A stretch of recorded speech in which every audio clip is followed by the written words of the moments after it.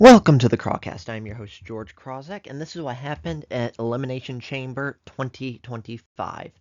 And if you like this type of content, make sure to hit that subscribe button like it owes you money. So the first match was the Women's Elimination Chamber match. We first start off with Liv Morgan and Naomi.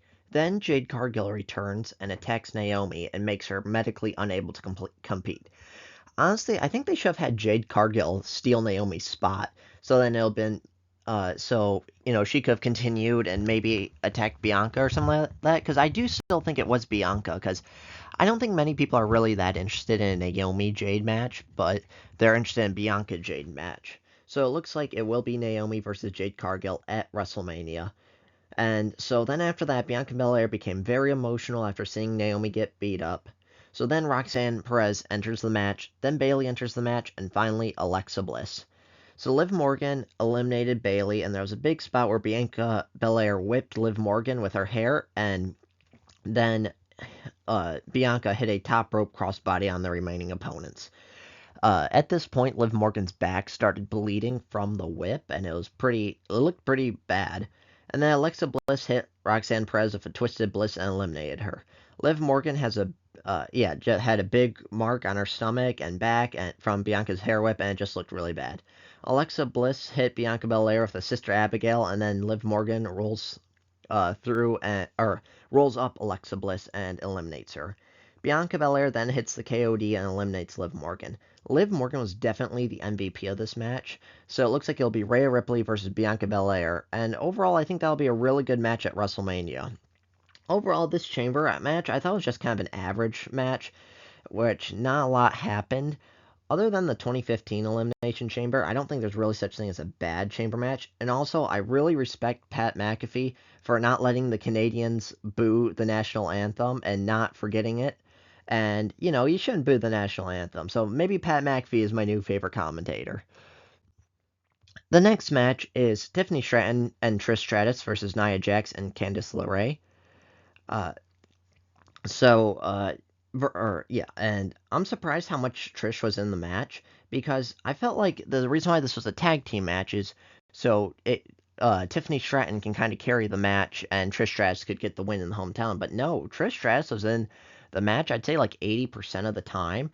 And then Tiffany kind of came in at the end and won the match. And I get it. You want your top champion to look strong. You don't want her getting beat up for the pay-per-view before. But it was just a kind of a weird setup. But overall, this is kind of the exact result you get. It was a fine match. And it was what everyone was expecting. And it was just a good pop for the hometown crowd seeing one of their hometown heroes, Trish Stratus. The next match is Kevin Owens versus Sami Zayn in an unsanctioned match, and the winner was Kevin Owens. And unsanctioned matches are very funny to me because it's like WWE's like, we do not sponsor this or support this in any way, but we'll provide a ref, a ring, a spot on our pay-per-view, and commentators with cameras. So first off, I hate that there was weird dark lighting. I thought that was kind of unnecessary. I get it was supposed to go with the atmosphere of an unsanctioned match, but I thought that was very much unnecessary.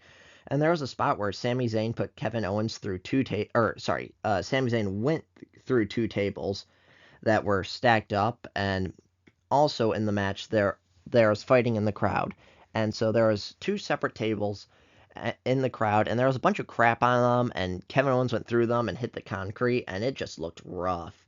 And then Kevin Owens also hit a new Michinoku driver through a chair, which was really nice. And then Sami Zayn hit a back suplex through the chair. Kevin Owens hit a stunner and should have won the match, but there was a ref bump, so the ref didn't count it in time. Then Kevin Owens hit a Michinoku driver through a table, and Sami Zayn pulled out a barbed wire chair and had a drop toe hold on Kevin Owens through the chair, as well as hit a Blue Thunder bomb on Kevin Owens through the chair. Then Kevin Owens put Sami Zayn's neck in the chair and smashed it against the ring a couple of times, and then he hit the power bomb on the apron a couple of times, and Kevin Owens won. Overall, I thought it was a pretty good match. It was oddly paced because I felt like there was a lot of like filler and kind of boring spots in the action, so I thought it was really weirdly paced. And I also expected quite a few more dangerous spots and some more blood, but overall it was a pretty decent match. And then after the match, Kevin Owens continued to attack Sami Zayn, and Randy Orton returned and made the save. And then Randy Orton tries to hit a punt kick on Kevin Owens, but is stopped by security, and then he RKO's the security guards. So it looks like it will be Kevin Owens versus Randy Orton at WrestleMania. and it could be a no disqualification match. That's what it seems like to me. But overall, this was a pretty entertaining match. And then the next is the men's Elimination Chamber match, and the winner was John Cena.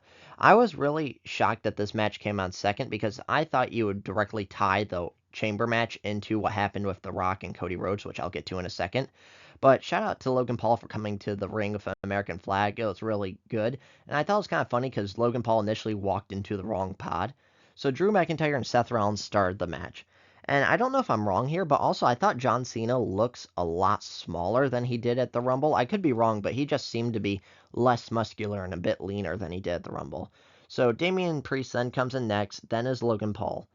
Damian Priest rolls up Drew McIntyre and eliminates him. Then Drew McIntyre claymores Damian Priest, and Logan Paul hits a frog splash off the top of the chamber and eliminates him. So it looks like we'll probably be doing Drew McIntyre and Damian Priest at WrestleMania. And then, so after those two are out, finally CM Punk enters the match. CM Punk hits a GTS on Logan Paul and eliminates him. CM Punk and John Cena have a great back and forth, and then Seth Rollins takes out John Cena. CM Punk hits a GTS, and John Cena hits an AA, and CM Punk eliminates Seth Rollins. And then Seth Rollins comes back into the match and hits a curb stomp on CM Punk, and CM Punk passes out in the STF. So it was a really great match. It looks like it will be a triple threat between Rollins, Punk, and Reigns, and that kind of surprised me because I thought they were kind of leaning towards that it could be Punk and Logan Paul. So who will Logan Paul face? We don't really know. And so the star power is what made the match. There wasn't a lot of great moves, and it was exciting because you could theoretically see any of these guys win, really, except for Seth Rollins and Logan Paul. But again, it wasn't. It was a really great match in storytelling, not necessarily in moves, but it was a really great match. And then I know this isn't a picture from the scene, but I know YouTube is a little bit wary about using pictures from live events, so I don't want to get this video taken down. But the main event was Cody Rhodes and The Rock segment. So going into this, I thought it meant one of two things. Either Dwayne Johnson is just a super egomaniac and needed to be in the main event, or something more newsworthy than the winner of facing Cody Rhodes at WrestleMania is going to happen.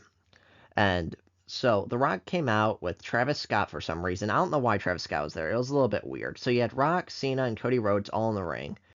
And initially, it looked like Travis Scott. Well, it looked like The Rock was coming out with his People's Championship, but then it was just Travis Scott.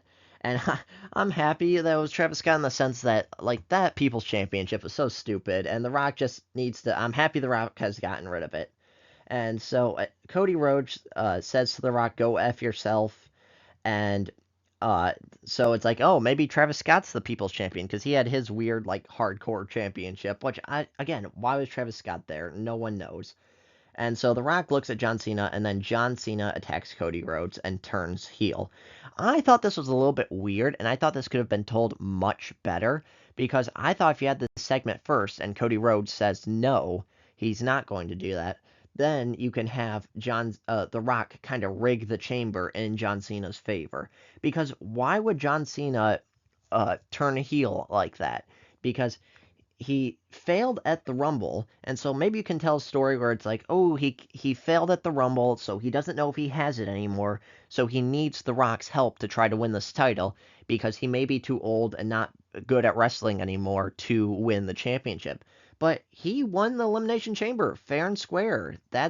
He won. He earned his spot in the main event at WrestleMania, so why does he need The Rock's help, and why would he turn heel? I get it. They're trying to do a heel turn before John Cena retires, but I feel like this really just doesn't make sense.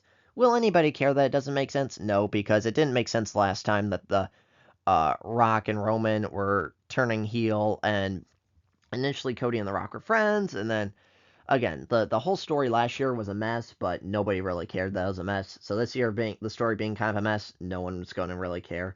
But it is going to be interesting because I assume, like, how do I say this? John Cena's probably not going to win at Mania, but he is going to win at some point. So how do we turn him from babyface from heel back to babyface? And I don't know where you find a spot for that. So I think it could have, like I said, better storytelling of Cena's unsure of himself, he's struggling to win, so he needs The Rock's help to win. Whereas this, it's like, he won, he's good enough to win, so why does he need The Rock? It kind of doesn't make a lot of sense, but let me know your thoughts in the comments below. Overall, I thought it was a pretty good show. It'll be interesting. Again, heel Cena versus face Cody Rhodes. Again, the story makes no sense, but I think everyone's just excited that there's a heel Cena, that no one's going to care that the story makes no sense. So again, I thought overall this is a fairly decent pay-per-view. Let me know your thoughts in the comments below, and if you like this type of content, make sure to hit that subscribe button like it owes you money, and I'll see you on the next one.